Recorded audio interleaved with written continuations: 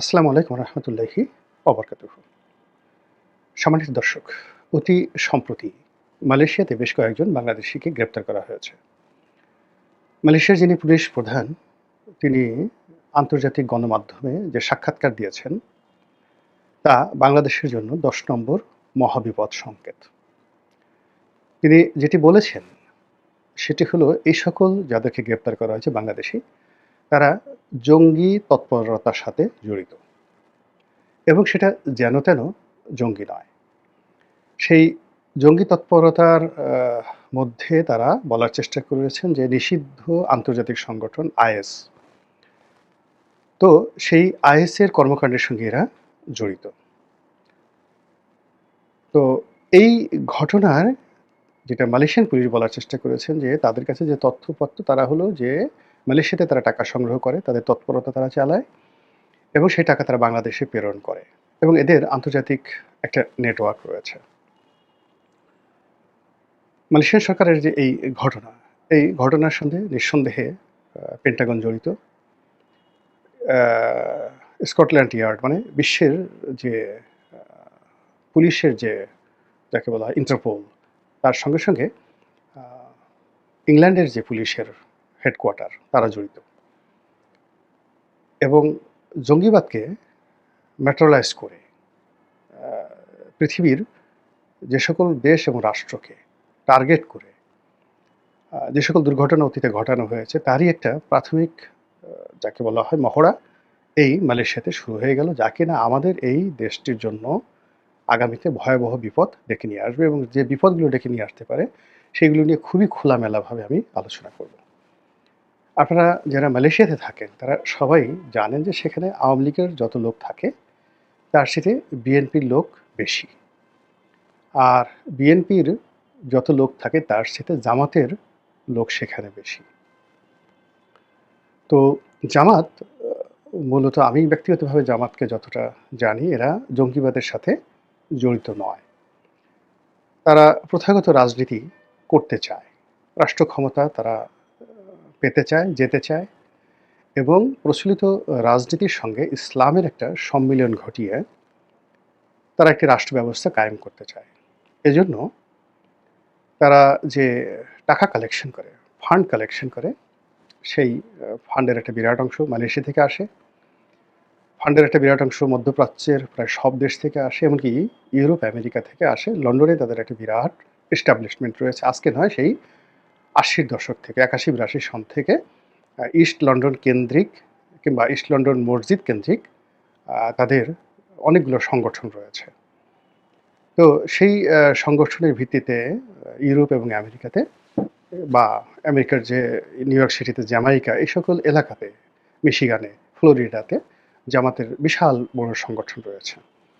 এখন আমরা বাংলাদেশে বসে জামাতকে যেভাবেই দেখি না কেন, মূল্যায়ন করি না কেন, জামাত সম্পর্কে আমেরিকা, ইউরোপ এবং যাকে বলা হয় ভারতের যে ন্যারেটিভ, সেই ন্যারেটিভ হলো এটা একটা জঙ্গি সংগঠন এবং এই জঙ্গি সংগঠনটা তারা বানাতে চায় এই কারণে যে কোনো কারণে যদি জামাত রাজনৈতিকভাবে শক্তিশালী হয়ে পড়ে এবং একবার যদি তারা রাষ্ট্র ক্ষমতায় যেতে পারে তাহলে এই যে ১৮ কোটি মানুষের যে বিরাট অংশ 90%, সেই 90% মুসলিমদের একটা বিরাট অংশের উপর তারা আধিপত্য বিস্তার করবে এবং এটা দীর্ঘমেয়াদে এরকম একটা রাষ্ট্র হয়ে যাবে যেই রাষ্ট্রটির সঙ্গে পাকিস্তান, যে রাষ্ট্রটির সঙ্গে আফগানিস্তান, সেই রাষ্ট্রটির সঙ্গে আবার সীমান্ত পাড়ি দিয়ে সেই আর্মেনিয়া, আজারবাইজান, তারপর শেষে তুর্কমেনিস্তান, উজবেকিস্তান এই সকল রাষ্ট্রে এটা বিস্তার লাভ করবে। তারপরে সীমান্ত পাড়ি দিয়ে ইরানে চলে যাবে। আর আগে থেকেই জামাতের খুবই শক্তিশালী সংগঠন রয়েছে লেবাননে, সংগঠন রয়েছে মিশরে। সেখানে মুসলিম ব্রাদারহুড বলেন বা ইখওয়ানে মুসলিমিন বলেন, এই সংগঠনগুলো, আর তুরস্কের এবি পার্টি। তো এখন যেটা যাকে বলা হয় এরদোয়ানের যে পার্টি। তো তুরস্কর তো পুরো এলাকা, তুরস্ক সাইপ্রাস এই অঞ্চলে আলটিমেটলি তাদের অবস্থান রয়েছে। কাজেই জামাতের মতো একটা ক্ষুদ্র দলকে আপনি আমি বাংলাদেশে ডক্টর শফিককে নিয়ে ট্রল করতে পারি। কিন্তু আমেরিকার হোয়াইট হাউসে শুধু জামাতের সাথে ডক্টর শফিককে স্মরণ করে না। তারা চিন্তা করে যে এই যে একটা থিওলজি ধর্মতত্ত্ব আছে এর সঙ্গে এই যে বিরাট একটা ভৌগোলিক অবস্থান কথা বললাম যাতে বাংলাদেশ, পাকিস্তান, তারপর শেষে আফগানিস্তান এবং এই জায়গাগুলোতে যদি মুসলিম গণজাগরণ শুরু হয়ে যায় তাহলে কাশ্মীরকে ঠেকিয়ে রাখা যাবে না, আসামকে ঠেকিয়ে রাখা যাবে না, উড়িষ্যাকে ঠেকিয়ে রাখা যাবে না এবং পশ্চিমবঙ্গ ওটাও মুসলমানদের অধীনে চলে আসবে। আপনারা জানেন যে পশ্চিমবঙ্গে খুবই শক্তিশালী সংগঠন রয়েছে। এরবারে ইউপি মানে উত্তরপ্রদেশ। উত্তরপ্রদেশ সেখানে মুসলমানদের ব্যাপক সংখ্যাগরিষ্ঠতা রয়েছে। আরও আশ্চর্য ব্যাপার হলো যে উত্তরপ্রদেশের বাইরে মধ্যপ্রদেশ এবং এই যে আমরা এখন যেটাকে অন্ধ্রপ্রদেশ বলি, মুম্বাই। আপনারা জানেন যে মুম্বাই দীর্ঘদিন ধরে একেবারে সেই ব্রিটিশ জমানা থেকে এরা সবসময় এখানে মুসলমানদের আধিপত্য ছিল। আন্ডারওয়ার্ল্ডও তাদের এই যে দাউদ ইব্রাহিম, তারপরে ছোট শাকিল, তারপরে যাকে বলা হয় হাজি মাস্তান, এরা কি হিন্দু না মুসলমান বলেন তো? এই সব মানে ভারতের আন্ডারওয়ার্ল্ড তারাই নিয়ন্ত্রণ করে আসছে সেই ব্রিটিশ জমানা থেকে। এরপরে আপনি যে এলাহাবাদের কথা শুনেছেন, লখনৌর কথা শুনেছেন, আহমেদাবাদের কথা শুনেছেন, আওরঙ্গাবাদের কথা শুনেছেন। এই জায়গাগুলো কোথায়? এমনকি গুজরাট মানে নরেন্দ্র মোদীর যে গুজরাট, এই যে শিবাজি, মানে তারা যত বড় কথা বলুক না কেন, ওখানে কিন্তু দীর্ঘদিন ধরে মুসলিম শাসন চলে আসছিল। তো এই জায়গাগুলো আবার যদি একত্রিত হয়ে যায় এবং হওয়াটাই খুব স্বাভাবিক, ফলে এই প্রত্যেকটা ছিদ্র বন্ধ করার জন্য ভারত এবং আমেরিকা এবং পশ্চিমা শক্তি তাদের যে মাস্টার প্ল্যান, সেই মাস্টার প্ল্যান হলো মুসলমানদেরকে দমায় রাখতে হবে, জঙ্গিবাদকে দমিয়ে রাখতে হবে। আর জঙ্গিবাদ না থাকলেও সেখানে জঙ্গি নাটক তৈরি করতে হবে। এবং এটা কখনো আফগানিস্তান থেকে, কখনো পাকিস্তান থেকে, কখনো সিরিয়া থেকে, কখনো মালয়েশিয়া থেকে যেভাবে দরকার তাদের এজেন্টদের মাধ্যমে তারা এই জিনিসগুলো করবেই। এখন বাংলাদেশে ধরেন এই সময়টিতে অতীতের যে কোনো সময়ের চাইতে তৌহিদি জনতা বলেন, আলেম বলেন, ওলামা বলেন, মাশায়েখ বলেন, হেফাজতি বলেন, তাবলিগি বলেন, সবাই বাংলাদেশের সে 1971 থেকে আজ পর্যন্ত আলেম ওলামাদের জন্য সবচেয়ে ভালো সময় যাচ্ছে এই ডক্টর মোহাম্মদ ইউনূসের জামানা। এখন ডক্টর মোহাম্মদ ইউনূসকে আপনি যতই খারাপ বলেন, যা কিছু বলেন, কিন্তু আলেম ওলামাদের কাছে তিনি তো চোখের মণি। ডক্টর মোহাম্মদ ইউনূস হয়তো নামাজ পড়েন না, অনেক কিছু করেন বা তার বিরুদ্ধে তার প্রতিপক্ষরা নানা রকম যাকে বলা হয় অভিযোগ দায়ের করছে। কিন্তু তার সঙ্গে, সঙ্গে কথা সত্য এই সময়টা থেকে আপনি মসজিদে গিয়ে দেখেন, হুজুররা কি খুশি। আপনি বিভিন্ন যাকে বলা হয় মাদ্রাসাতে গিয়ে দেখেন, বিভিন্ন দরবার শরীফে গিয়ে দেখেন, এমনকি বিভিন্ন মাজারে অনেকগুলো জামাতের লোকজন অনেক মাজার ভেঙেছে। তারপরে গিয়ে দেখেন মাজারের লোকজন তুলনামূলকভাবে আওয়ামী লীগ জমানার চাইতে এখন ভালো আছে না মন্দ আছে। সেটা আপনি চরমোনাইতে যান কিংবা আটরশিতে যান, গিয়ে দেখেন তো ফুলতলির দরবার শরীফে গিয়ে দেখেন তো কী অবস্থা আছে। এমনকি মাইজ ভান্ডারে সেখানে গিয়ে দেখেন যে তারা কেমন আছে।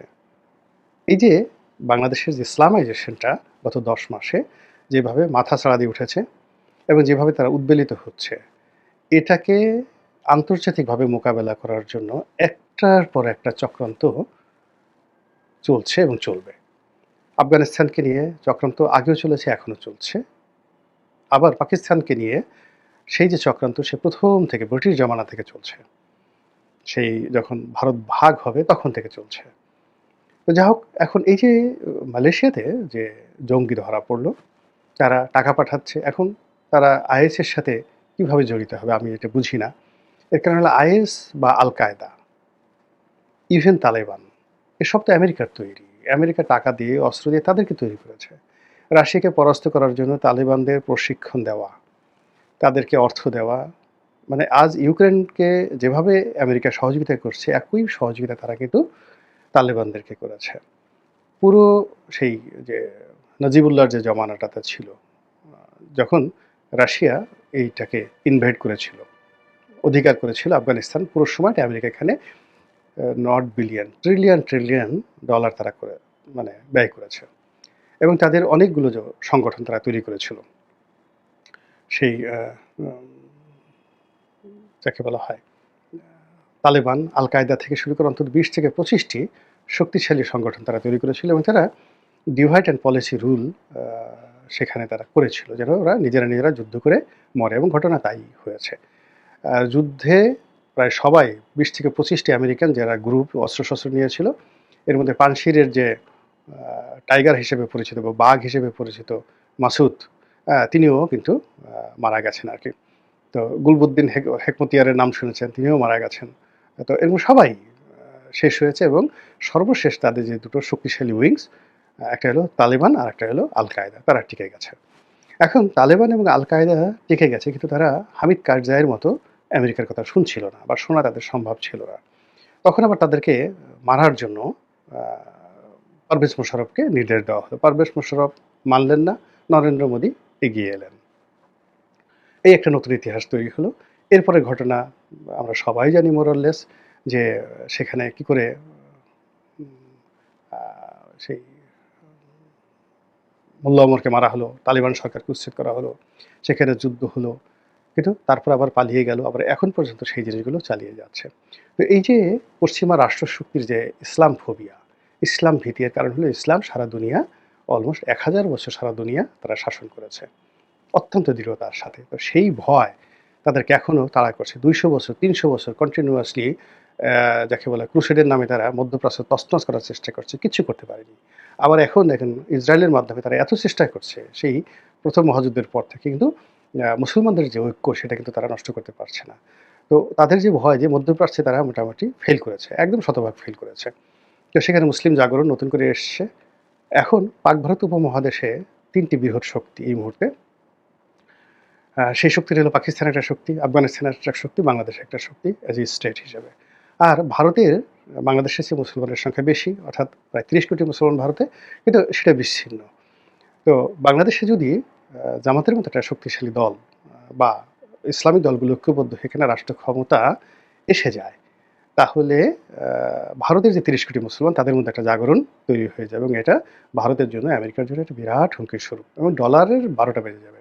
তো কাজেই বাংলাদেশের উপর তাদের প্রথম টার্গেট, এবং সেই টার্গেট হিসেবে আগামীতে যারা ইসলামপন্থী যারা লোকজন রয়েছেন তাদের প্রতি যে কী ধরনের অপবাদ এবং কী ধরনের স্টিমুলার এবং কী ধরনের যে চক্রান্ত আসতে পারে, তারা সেটা যদি বুঝতে চান, কল্পনা করতে চান, দে শুড ভিজিট আফগানিস্তান। তাদের আফগানিস্তান ভ্রমণ করা উচিত, এবং আফগানিস্তানে যারা এখন বিজয়ী যোদ্ধা আছে তাদের সাথে আলাপ আলোচনা করা উচিত। আদারওয়াইজ তারা বুঝবেন না। অথবা তাদের সিরিয়াতে গিয়ে পরাজিত যে শক্তিগুলো রয়েছে তাদের সাথে মানে বোঝা উচিত যে তারা কিভাবে প্রথমে আমেরিকার তাবেদার হয়েছে, পরে ইসরায়েলের তাবেদার হয়েছে, পরে আবার ইসরায়েল এবং আমেরিকা তাদেরকে কিভাবে শেষ করে দিয়েছে। সেই সবক যদি আমরা না নেই, তাহলে আমাদের এই যে বাংলাদেশে যে ক্ষতি, মানে ঝড়, সুনামি, রাজনৈতিক সুনামি এগিয়ে আসছে, তার একটা ইঙ্গিত এই মালয়েশিয়া থেকে শুরু হলো। আল্লাহ আমাদের সবাইকে হেদায়েত দান করুন এবং হেফাজত করুন। আসসালামু আলাইকুম রহমতুল্লাহি ওয়া বারাকাতুহু।